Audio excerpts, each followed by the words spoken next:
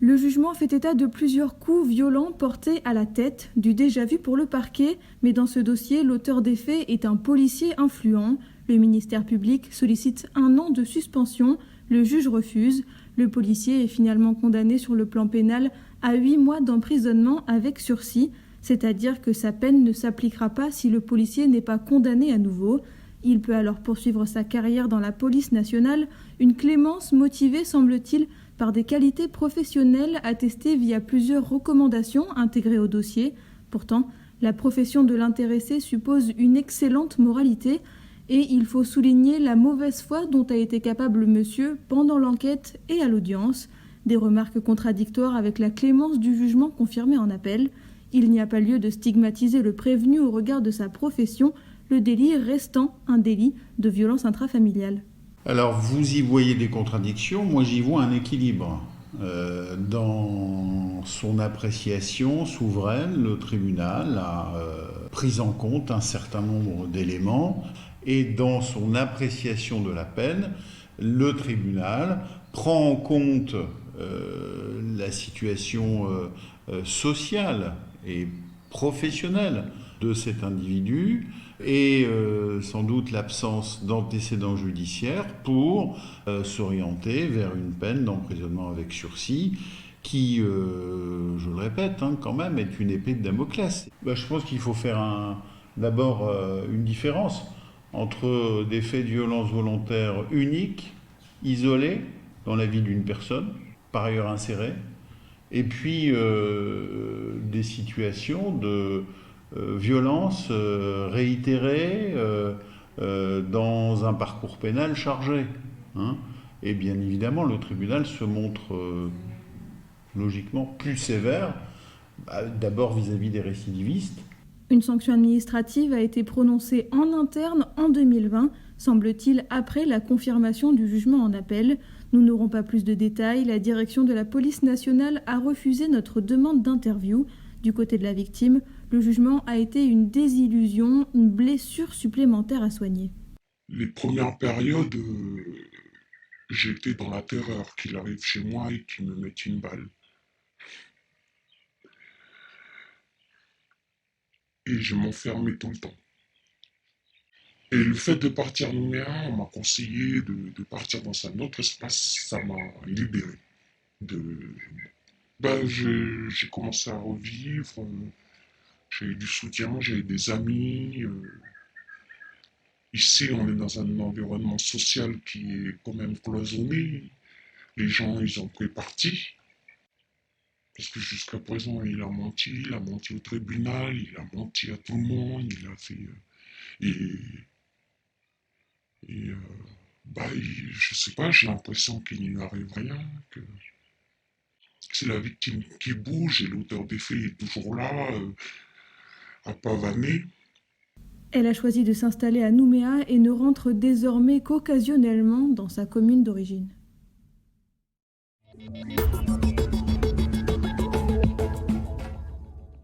3 ans de procédure judiciaire et pourtant le policier n'a jamais reconnu les faits, assurant qu'il n'avait asséné à sa sœur qu'une claque et que les autres blessures étaient dues à sa chute au sol.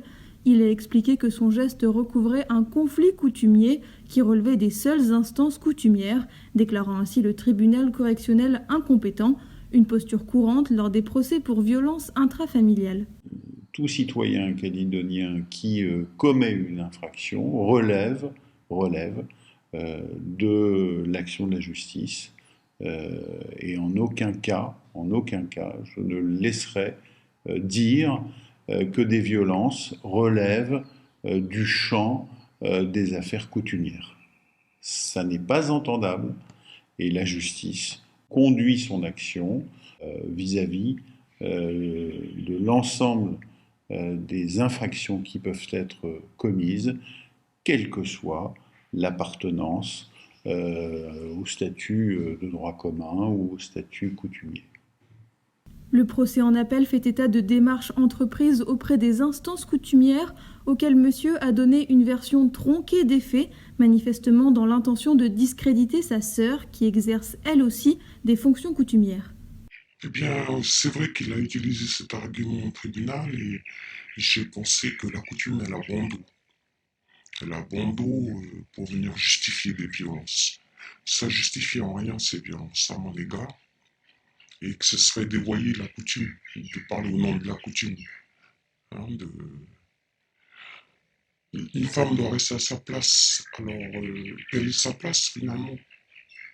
Je me suis du coup moi-même en fait retiré de cet espace. Il a demandé explicitement au tribunal il a demandé explicitement au coutumier de me retirer de certaines fonctions que j'occupais. Mais finalement, je me suis retiré du fait que maintenant, il s'appuie également sur la coutume pour lui venir en aide.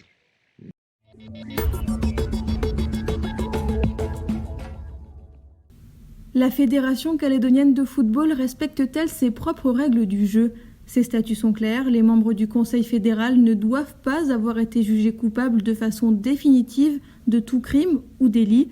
C'est pourtant le cas de l'un de ses élus, un policier condamné pour violence. Le président de la Fédération, Gilles Tavergeux, a décliné nos demandes d'interview, assurant que la Fédération n'était pas informée de la situation judiciaire de monsieur. Pourtant, lors des élections l'an dernier, une enquête d'éthique s'était déjà penchée sur la candidature du policier, tandis que le jugement en appel venait de confirmer sa condamnation. L'OFC n'avait pas invalidé sa candidature. La FIFA aujourd'hui et l'OFC mettent en place des programmes anti-violence, que ce soit violence en général. Mais surtout, ils mettent l'accent sur la violence faite aux femmes, que ce soit sur les terrains ou en dehors des terrains. Aujourd'hui, une personne qui a violenté une femme, logiquement, ne doit pas faire partie du bureau de la Fédération canadienne de football, ni même des dirigeants dans un club, parce que ce n'est pas l'image qu'on veut donner du football. Et ça, la FIFA se bat contre ça. Toute cette violence, même sur des affaires privées. Il y a d'autres présidents qui ont été suspendus pour des affaires privées, que ce soit détournement de fonds ou pareil, des violences conjugales. Aujourd'hui, donc nous, la Nouvelle-Calédonie, on ne fait pas partie des protégés ou des passe-droits. Aujourd'hui, quand on violente une femme ou quand on violente un individu, on n'a rien à faire dans le monde du sport. L'OFC et la FIFA ont refusé de répondre à nos questions, alors si le policier a pu poursuivre son ascension au sein de la FCF depuis ces violences, sa sœur, sa victime, elle aussi très impliquée dans la fédération, a préféré partir.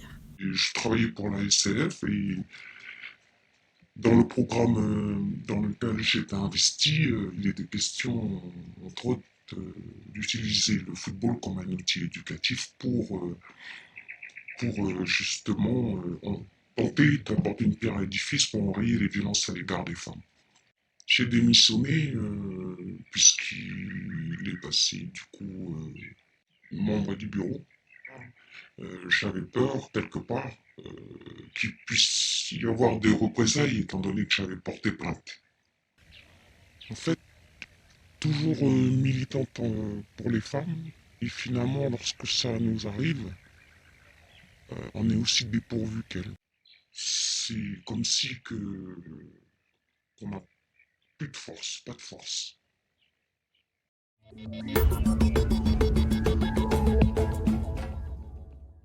Comment des indemnités, de l'argent peuvent réparer des coûts?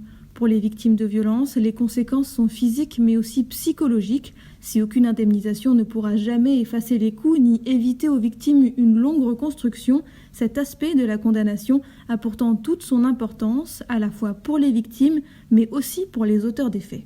Parfois, il y a des gens qui n'ont pas pu travailler pendant quelques mois, donc cet argent-là va être utile, ne serait-ce que notamment dans les violences conjugales, parfois juste pour nourrir sa famille et pour pouvoir assurer son quotidien.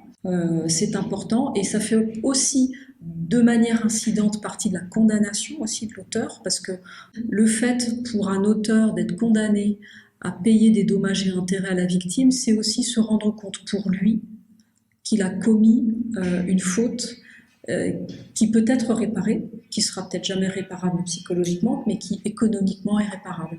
Pour fixer un montant, les juges se basent sur un barème d'indemnisation. Il a été revu il y a moins de 2 ans pour coller à celui appliqué en France et en Outre-mer. Le dernier barème qui s'appliquait en Nouvelle-Calédonie datait de 2010 et que bien évidemment, La vie économique et sociale en Nouvelle-Calédonie a changé, donc tout doit aller avec. Et on doit aussi, nous, évoluer dans nos demandes et dans les indemnisations qui sont proposées aux victimes. Sachant qu'après, il faut être bien conscient que c'est toujours le juge qui décide. C'est-à-dire que le juge, il n'est pas obligé de se soumettre à ce barème. Il peut estimer qu'avec les éléments qu'on lui a apportés, les preuves qu'on lui a apportées dans le dossier, ça peut valoir plus, ça peut valoir moins. Mais c'est une aide à la décision. Et il est évident que ça se fait vraiment au cas par cas. Et c'est important que ça reste comme ça.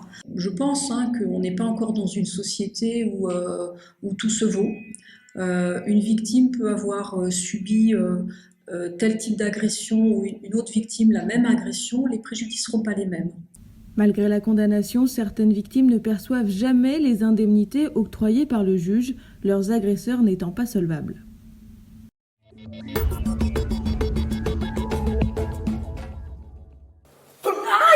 Putain, mais qu'est-ce que t'es con là? Tu peux pas faire attention là, putain.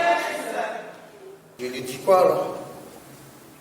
Les scènes sont aussi violentes que vraisemblables. Heureusement, le public ne se gêne pas pour interrompre les acteurs et réécrire le scénario.